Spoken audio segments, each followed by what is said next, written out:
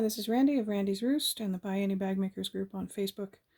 And I have one more binding video for you today because I realized that I didn't do anything about striped binding, which is my favorite. I love a striped binding. So what I'm going to show you here is how to create your bias binding strips with stripes and make it so that your seam is basically invisible.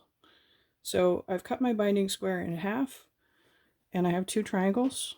And what I want to do next is arrange the triangles like I usually do, one pointing up and one pointing down. But I'm going to make sure that I'm lining up two stripes that are the same color. And I want those two stripes to be as close to their full width as possible.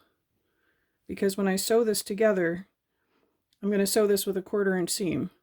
So when I do that, I'm going to take up half of this stripe and half of this stripe, and I'm going to be left with one whole green stripe when it's sewn together. Okay, remember to offset the corners.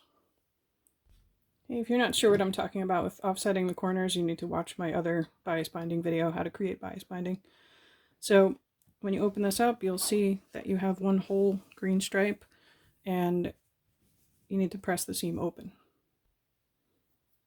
Okay, so as you can see, I have a nice green stripe here, and that's my seam. You can play with how wide your stripe is when you start. It really depends on the width of the stripes on your fabric.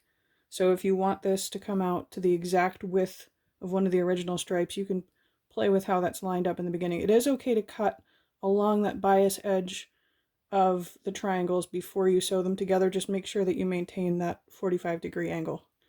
Okay, I hope this is helpful. If there are any other binding tutorials you'd like to see, let me know in the comments.